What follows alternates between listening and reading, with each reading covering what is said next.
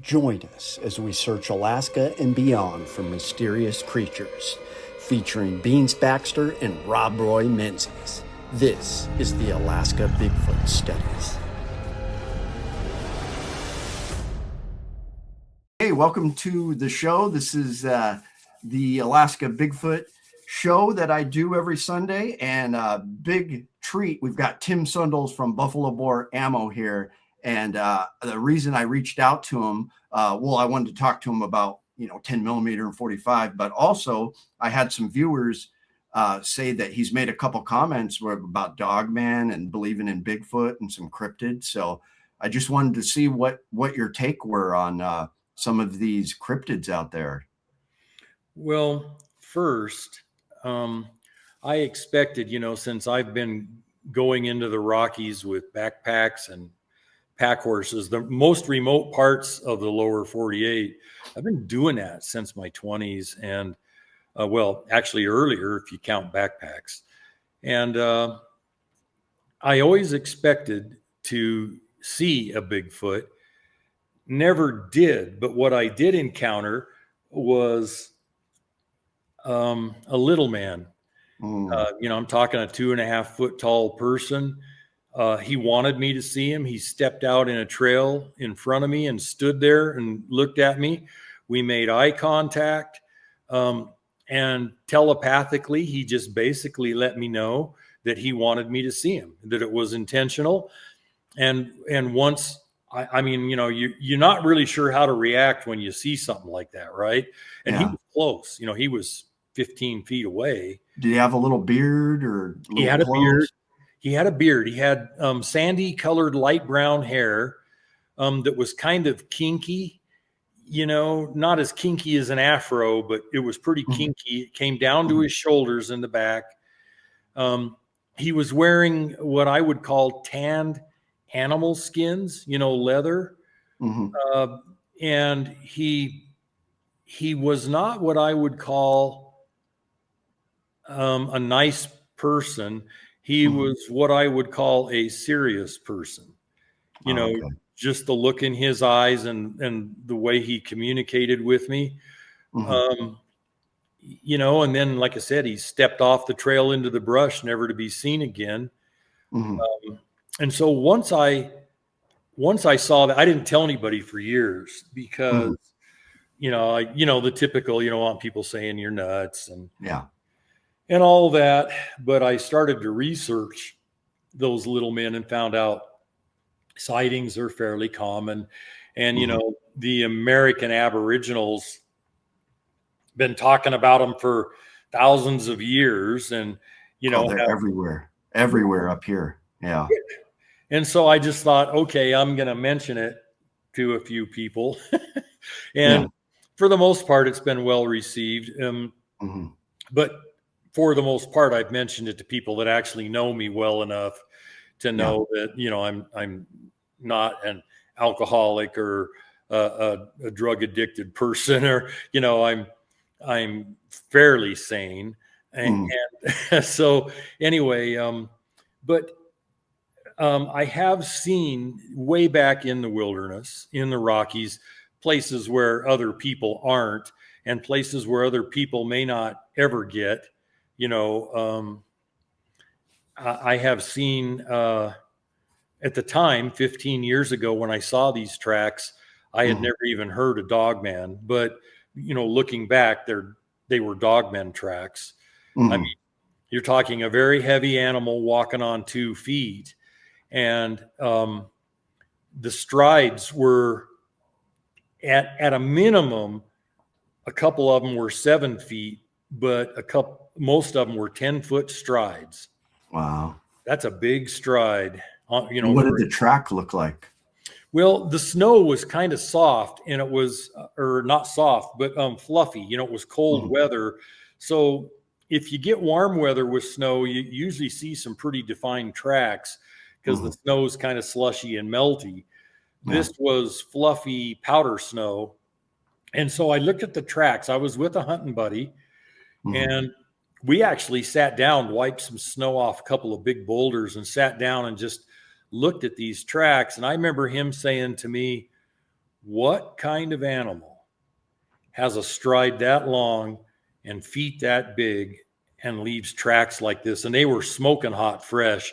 I suspect we had probably pushed him out of the timber across this big open. We were right up on the Continental Divide. We pushed him over an open ridge, and he went down into a very, very deep, dark pine tree hole, a real deep canyon, which I've killed a number of elk in that, coming up it from the bottom. At this point, we were on the top looking down, and really rough country.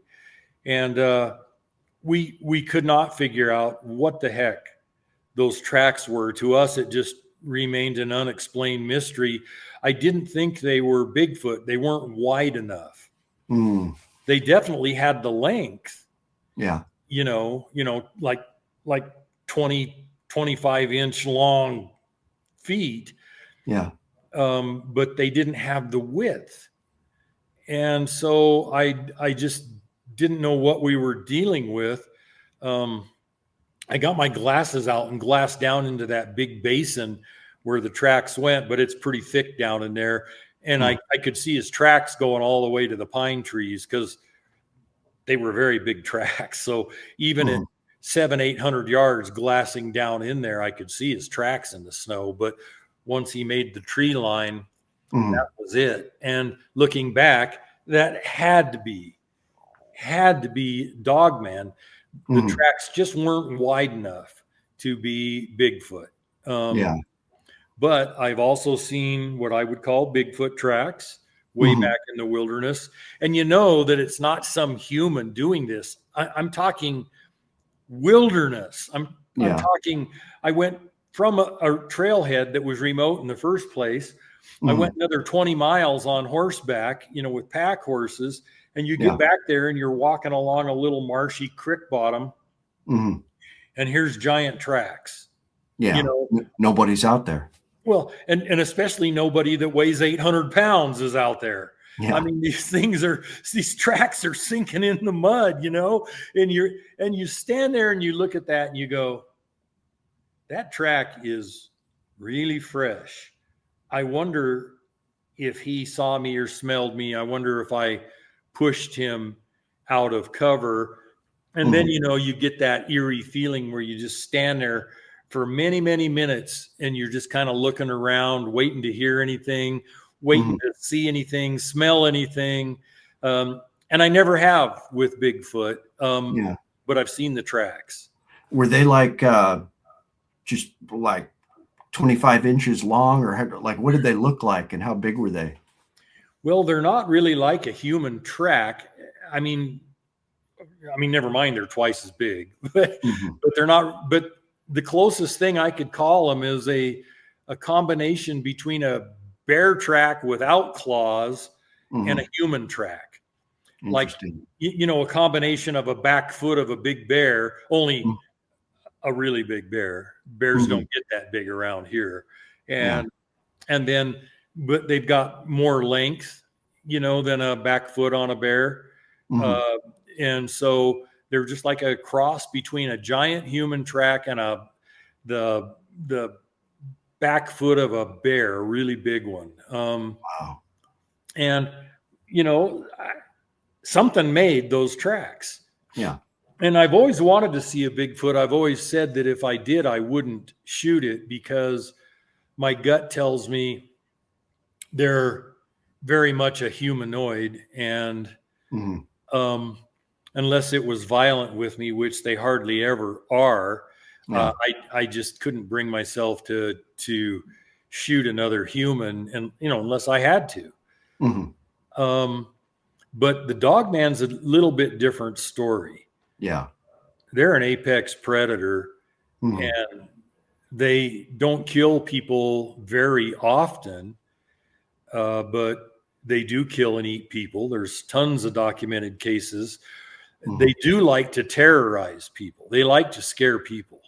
Yeah. It's something they seem to like to do. And to me, they're a multifaceted animal, and I think there are subspecies of them. They're not all the very same. I think our government has militarized some of their DNA, made them into absolute killing machines for war purposes. Mm-hmm. I mean, how would you like a 800-pound, 9-foot tall Dogman with 3.5-inch long fangs and 3-inch long claws and hands? It can grab you. Yeah. How would you like one of those behind enemy lines? We know they can run 60 miles an hour, maybe a tad faster. Mm-hmm. I mean, and so I think some of them are DNA altered. I think some of them might even be ETs. And then you can find records of them too if you search, American Aboriginals going back hundreds and hundreds and hundreds of years have had legends. There's some drawings of them. You can find Egyptian hieroglyphics of them going back thousands of years. If you look at enough Egyptian drawings, you can find, upright dogs, standing there talking with humans and communicating with humans. Mm-hmm. So there's no doubt they exist. There's too many credible eyewitness accounts from credible people. There's several murder accounts where they've murdered people and eaten them. And almost always when there becomes heavy human involvement, the feds zip in there with militarized, like SWAT teams, and they take all the records away from the local sheriff department. They take all the plaster casts of tracks away, and they say this investigation is ours. And they go out in the woods for a few days to a week, and then they leave. And they don't update anybody on anything. You don't know if they've killed the offending Dogman or if they've somehow subdued it and transported it somewhere. But there are a number of people that have killed them. Generally takes a brain shot to do that. Right. There's a number of people that have shot them with 308s, 243s, 30-06s, only to have the darn thing just run off. And then they see it again 3 months later, and it's acting totally normal, only now it's stalking them, coming to their house and looking through their windows. Man. Yeah. Terrifying. Oh, man. And people always like, well, if one looked through your window, what would you do? I said, I'd say goodbye to that window. I'd shoot it right in the face. Yeah, me too. If you're going to look through my window, you're going to catch a 12-gauge slug between the eyes. Going back to the little people, one of the coolest stories I've heard here, and this was actually, I think, on a news article once, is there was a bush pilot in Western Alaska, and he was returning, to Anchorage or whatever. He went over an area, no village around, nothing there. And he was flying low because of the weather. And he saw a little people village where they had little fires and huts and houses and just lit up this little area. And he could see them, and they were all little people, but it was like their little city. And this bush plane flew over it. So that was pretty cool. And then in the Kodiak area, I've had people tell me, one of my buddies said that he knew a fishing captain that would, how they have those big rocks down by Kodiak, can't even beach there. There's just rocks, that he was going by some of those rocks somewhere around Kodiak or Fognak.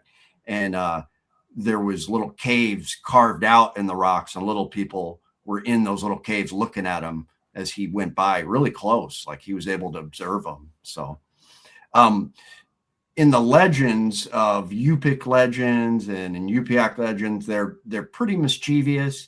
Sometimes they mess with you, sometimes they don't, but it's usually said if don't engage with them, they can draw you in, and they've kidnapped kids, and then they just disappear. So they have been known to be very mischievous, scary little creatures. What kind of message did you get telepathically from that? And what did you think its intentions were? His intentions were, and the message was, I want you to see me.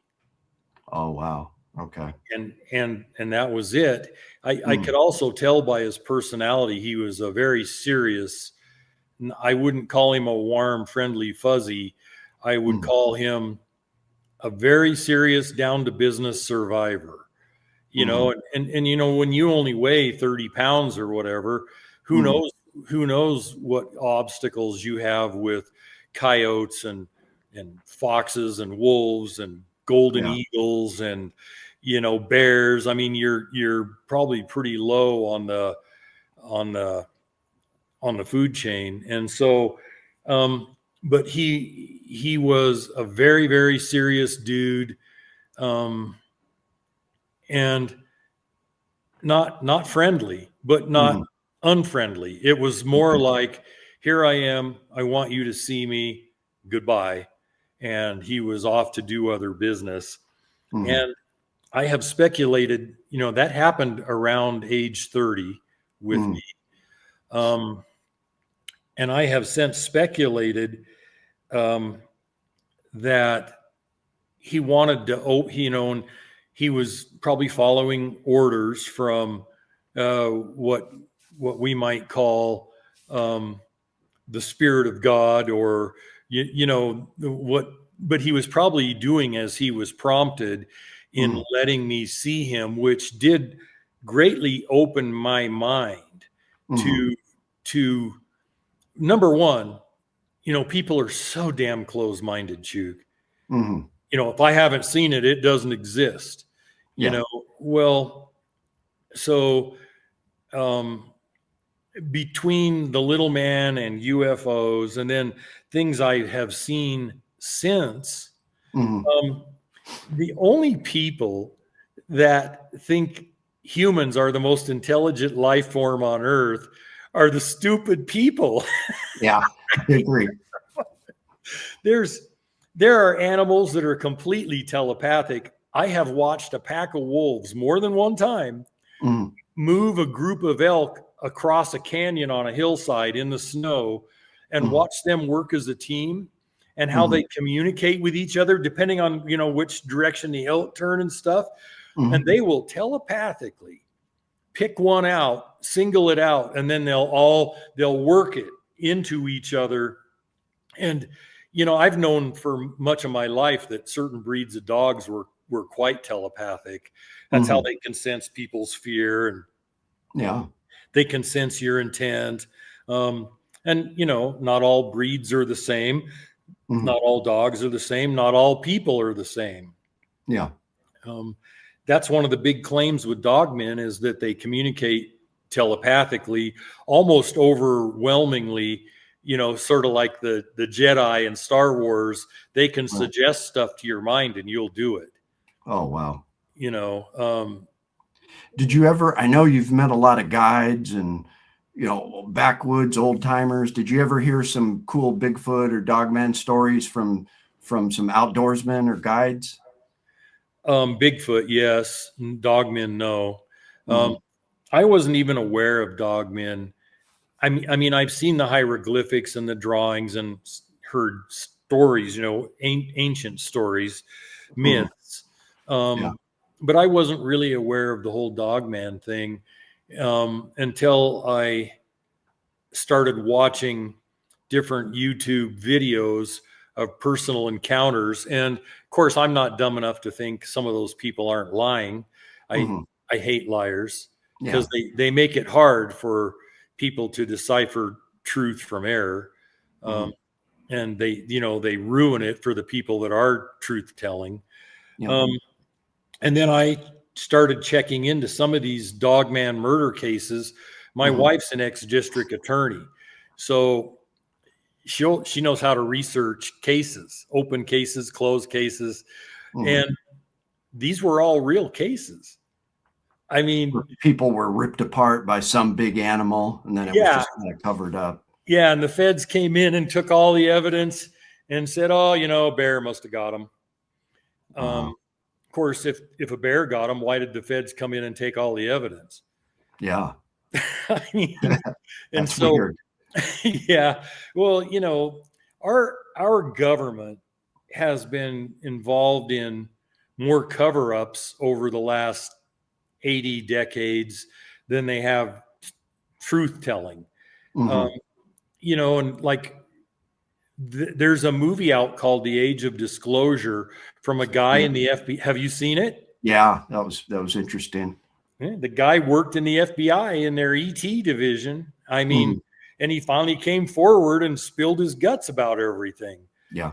And we've had ETs, from near as I can tell, in captivity, both dead and alive, since the 1940s. Yeah. 47. Yeah, and Winston Churchill, during World War II, he had early video cameras in all of his fighter planes, his bombers, as well as his fighter planes, and Mhm. they had thousands of videos with footage in them of spaceships, of UFOs.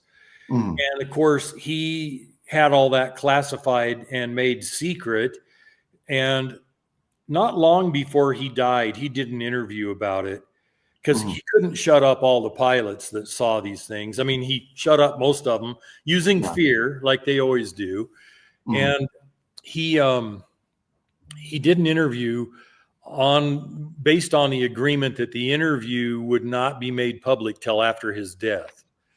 And so I watched that interview, the videotaped interview, and the Mhm. whole subject of the ETs and the UFOs came up.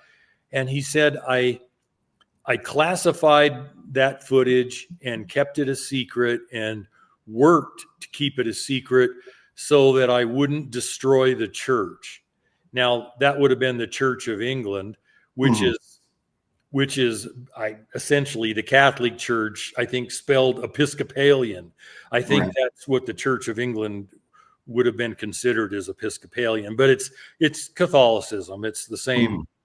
same basic form. And of course, I'm sitting there watching this interview, and I used to kind of have some respect for Churchill over Mhm. the way he handled World War II. I mean, they were getting bombed, they were getting attacked in their cities, in Yeah. London, and I I lost all respect because who are you to your taxpayers are funding your very existence. There's funding the existence of your government, Mhm. and you're hiding something from your taxpayers that are paying for everything on the belief or fear, at least that's what he said, that he didn't Mhm. want to destroy the church, because the Christian belief system in those days made no room for any other life anywhere in this vast universe that is Mhm. so vast it's endless. We know it's got billions of galaxies, and in those galaxies, millions of solar systems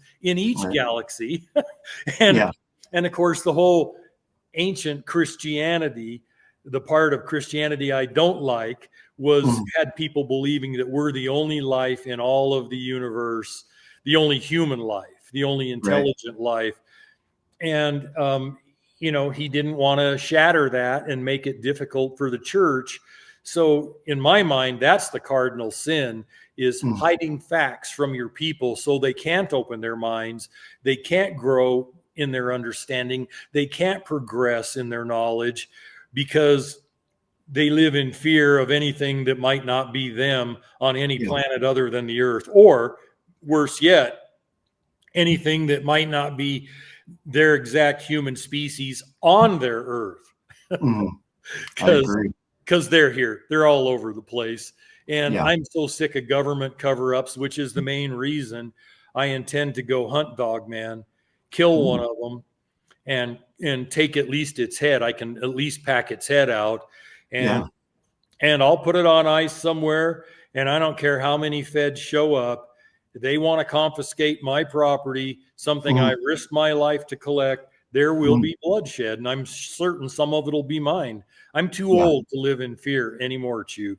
I've been Mhm. running for my own government that I support, Yeah. and I'm all done. I'm all Yeah. done. I'm about I believe that the one cryptid I saw, I was hunting bears on Kasugi Ridge, probably 3.5 hour drive from here, and I saw what I thought was a young, immature caribou because it had these big kangaroo ears, but it was moving like a predator. You know how a caribou can't move its shoulders and go like that. It was crouching down on this rock and looking at me like that. I was about 100 yards away, and I had a 3x9 scope, and I just pulled my scope out. I was like, what is that? And I looked at it, and it was just this weird, it almost looked cat-like, but now that I think about it, viewer told me he saw a Dogman that looked just like it. It had this, you know, predator-like body with these big, long ears, and I kind of wish I would have shot it, but I had no idea what it was, so I didn't shoot it.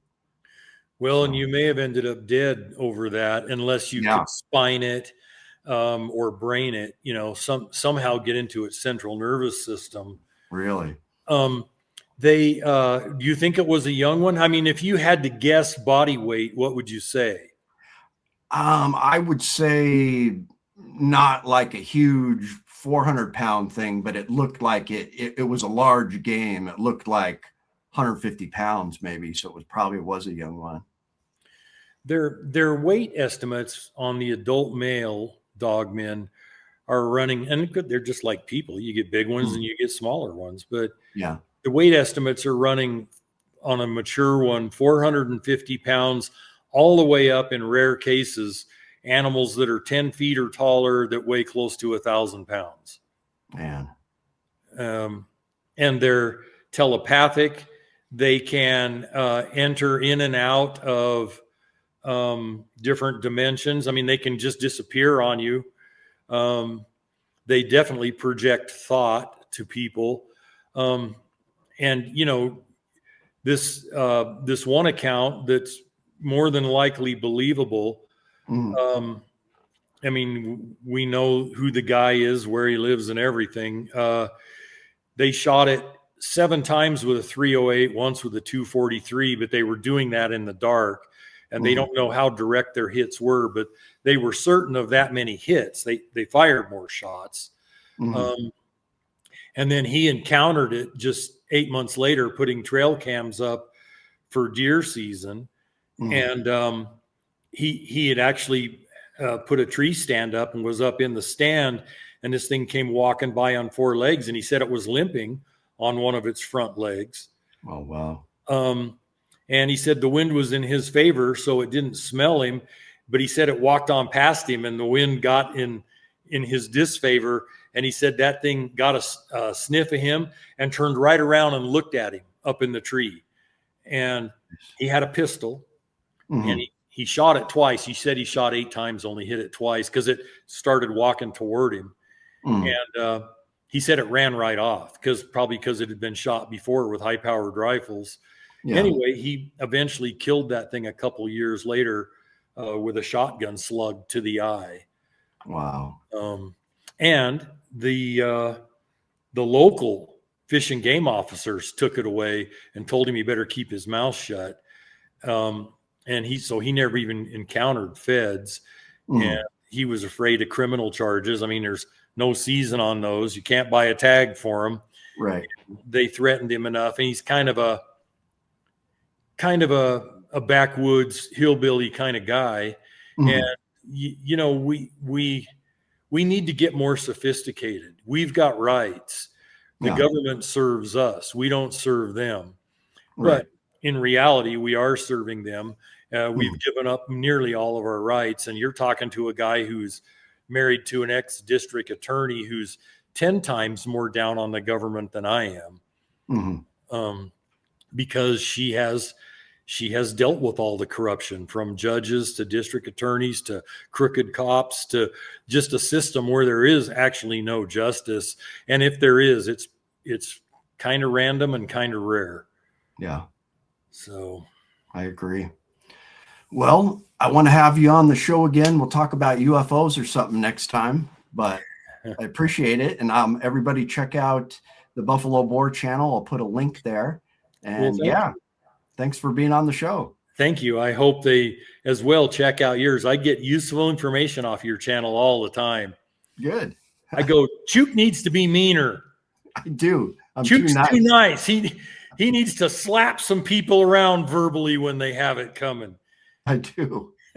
I'll work on that. I ruined another good man. All right. Well, thank you, sir. Thank you, Chuke. It's been a pleasure.